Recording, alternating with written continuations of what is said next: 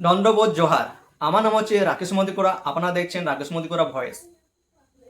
আজ 4ই August all India organisation সংগঠন কমিটির থেকে যে প্রত্যেকটি ডিস্ট্রিক্টে আজ ডিএম অফিসে নিজেদের যে প্রস্তাব বা ডেপুটেশন আজ প্রদান করলেন। আজ পশ্চিম বর্ধমান আসানসোল ডিএম অফিসে কি দাবি রাখলেন অল ইন্ডিয়া আদিবাসী সংগঠন থেকে, এবং এই সংগঠনে বহু জায়গায় রেখেছিলেন। তাদের মধ্যে আমি তুলে ধরব আসানসোল ডেপুটেশন অফিসে যেই তথ্যগুলো প্রদান করা হয়েছে সে বিষয় নিয়ে।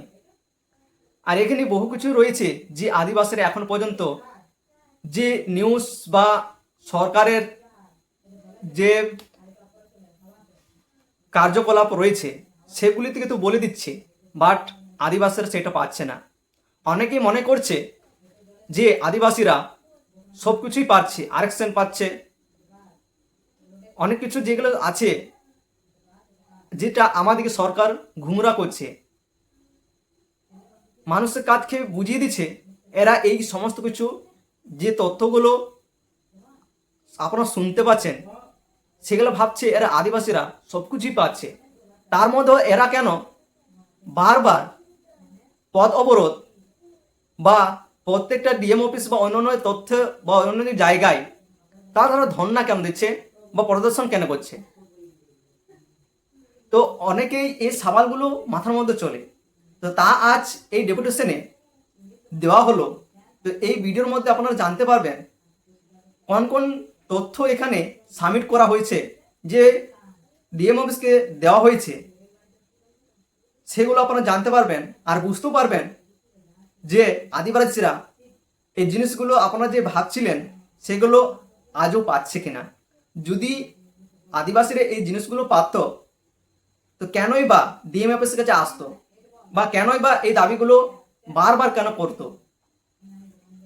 যেগুলো পাওয়া যায় সেগুলো তো দাবি হয় না, যেগুলো পাওয়া যাবে না, যেগুলো বলা হচ্ছে বারংবার, সেগুলো তো দেওয়া উচিত। তো চলো আপনারা এই ভিডিওর মধ্যে দেখতে পাবেন। তো ভিডিওটিকে আপনারা লাস্ট পর্যন্ত দেখুন। আর এখন আমাকে ফলো বা সাবস্ক্রাইব না করে থাকেন তো করে নেবেন এ ধরনের ভিডিও দেখার জন্য।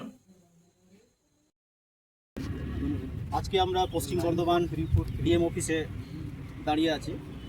ইউনাইটেড ফোরাম অফ অল আদিবাসী অর্গানাইজেশনের ডাকে আজকে আমরা গোটা পশ্চিমবঙ্গব্যাপী ডিএম ডেপুটেশন ছিল, তার অংশ হিসেবে আমরা পশ্চিম বর্ধমান জেলার সহযোদ্ধারা ডিএম অফিস এসেছিলাম এবং ডিএমের সঙ্গে সাক্ষাৎ হলো। ওনার সঙ্গে দীর্ঘক্ষণ ধরে আমাদের যে সমস্ত দাবিগুলো রয়েছে সেই দাবিগুলো নিয়ে আমরা আলোচনা করলাম এবং উনি আমাদের দাবিগুলো ধৈর্য সহকারে শুনেছেন এবং উনি আশ্বাস দিয়েছেন যে আগামী দিনে যে দাবিগুলো আছে সেই দাবিগুলো যতটা সম্ভব উনি ওনার ক্ষমতার মধ্যে থেকে যতগুলো পূরণ করা যায় সেই দাবিগুলো তিনি দ্রুততার সঙ্গে পূরণ করবেন। আমাদের যে মূল দাবিগুলো ছিল তার মধ্যে প্রথম যে দাবি ছিল সেটা হচ্ছে বিগত বেশ কয়েক বছর যাবৎ আপনারা সবাই অবগত আছেন যে পশ্চিমবঙ্গের যারা কর্মী ক্ষত্রিয় সম্প্রদায়, যারা বর্তমানে নন ট্রাইবাল, তো তারা ভোট বাক্সর ব্ল্যাকমেলিং সিস্টেম চালু করে ভোট বাক্সের ভয় দেখিয়ে রাজনৈতিক নেতাদের সঙ্গে দরদামের মাধ্যমে তারা এসটি তালিকায় অন্তর্ভুক্ত হতে চাইছে। তো সেই বিষয়টা আমরা ডিএম সাহেবের নজরে আনলাম যে সিআরআই থেকে যে সিআরআই রিপোর্ট যেটা পাঠানো হয়েছে বা যে জাস্টিফিকেশন চাওয়া হয়েছে সেটা যাতে কোনোভাবেই ফলস বা ফেব্রিকেটেড করে যেন না পাঠানো হয় আউট অফ ভোট বাক্সের কম্পালশন থেকে। আর তারা যদি সত্যিই তাদের আদিবাসীদের যে সমস্ত ট্রেডস রয়েছে বা যে বৈশিষ্ট্যগুলো রয়েছে যেটার দ্বারা ভারতের আদিবাসীরা স্বীকৃত হয়, সেই বৈশিষ্ট্যগুলো যদি তাদের বিরাজমান রয়েছে বর্তমানে, তারা নিশ্চিতভাবে হতে পারবে। কিন্তু কোনোভাবেই তাদের ভোট বাক্সকে পাখির নজর করে রাজনৈতিক নেতাদের মদতে কোনোভাবেই যাতে কর্মীদেরকে অন্যায়ভাবে এসটি তালিকায় অন্তর্ভুক্ত না করা হয় সেই বিষয়টাকে আমরা জোরের সঙ্গে ডিএমের কাছে উপস্থাপন করেছি। দ্বিতীয়ত হচ্ছে আমাদের পশ্চিমবাংলাব্যাপী আমাদের যতগুলো হোস্টেল রয়েছে আর এবং সান্তালি মিডিয়াম স্কুল, এগুলোর অবস্থা বর্তমানে যদি দেখা যায় ভীষণ একেবারে পর্যুদস্ত অবস্থা আর কি। সান্তালি মিডিয়াম স্কুলগুলোতে না শিক্ষক রয়েছেন, না নন টিচিং স্টাফ রয়েছেন। সুতরাং যে বেহাল দশা রয়েছে সান্তালি মিডিয়াম স্কুলগুলো, সেই স্কুলগুলো যাতে স্টাফ নিয়োগ হয় এবং যাতে সুস্থ পঠন পাঠনের পরিবেশ চালু হয় সেই জন্য সেই বিষয়টাকেও দ্রুততার সঙ্গে যাতে ব্যবস্থা গ্রহণ করা হয় সেটা আমরা দাবি আকারে রাখলাম। দ্বিতীয় হচ্ছে ফেক সার্টিফিকেট যেভাবে গোটা পশ্চিমবাংলা জুড়ে, শুধু পশ্চিমবাংলা নয় গোটা ভারতবর্ষ জুড়ে যেভাবে নন ট্রাইবালরা সার্টিফিকেট বের করছে এবং সেই সার্টিফিকেটগুলো তারা শিক্ষাক্ষেত্র থেকে শুরু করে চাকরির ক্ষেত্রে, ইভেন আমাদের যে সমস্ত জমির অধিকার রয়েছে, সংবিধান যে প্রভিশন রয়েছে সেইগুলোকে তারা মিসইউজ করে জেনুইন আদিবাসীদের অধিকার থেকে তাদেরকে বঞ্চিত করছে। তো আমরা হাই লেভেল ইনভেস্টিগেশন কমিটির দাবি করেছি যাতে হাই লেভেলের একটা ইনভেস্টিগেশন কমিটি তৈরি করা হয়। জমি হস্তান্তরের ক্ষেত্রে যাতে যিনি জমি বিক্রি করছেন ট্রাইবেলদের জমি কোনোভাবেই যাতে আদিবাসীদের কাছে না বিক্রি হয় সেটাকে যাতে এনশিওর করা যায় সেই বিষয়ে ডিএমের কাছে আমাদের দাবি ছিল। নেক্সট হচ্ছে যারা ফেক সার্টিফিকেট বের করেছে, সার্টিফিকেট ক্যান্সেল হয়েছে, তারপরেও তাদের কিন্তু ডেটাবেসে আমরা দেখতে পাচ্ছি তাদের নাম উজ্জ্বলভাবে জল করছে আর কি।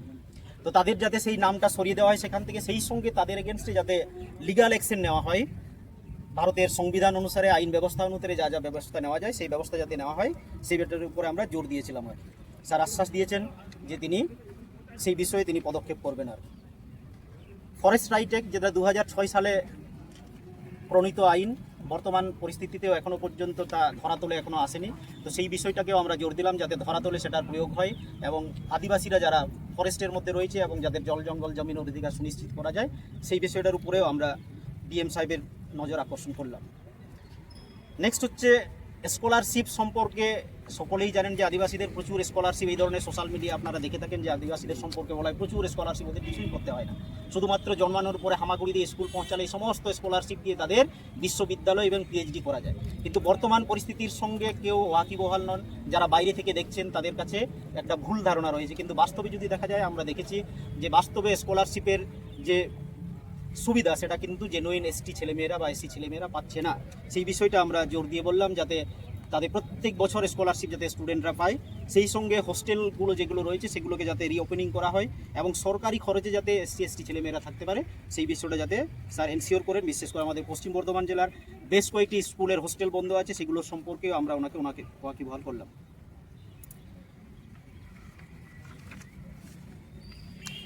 নেক্সট হচ্ছে যে বুড়ুয়া সম্প্রদায় বলে যারা ভারতবর্ষের এসটি কিন্তু আমাদের পশ্চিমবাংলার আদিবাসী নয়, যারা 1950 সালের পরে পশ্চিমবাংলায় এসেছে সেই সমস্ত মগ বা বুড়ুয়া সম্প্রদায় যারা, তাদেরকে যাতে কোনোভাবেই এসটি তালিকায় না অন্তর্ভুক্ত করা হয়, শুধুমাত্র টাইটেল দেখে বা সাবকাস্ট দেখে তাদের জন্য ভেরিফিকেশন হয় সেই বিষয়টাকেও আমরা ডিএমের নজরে আনলাম আর কি।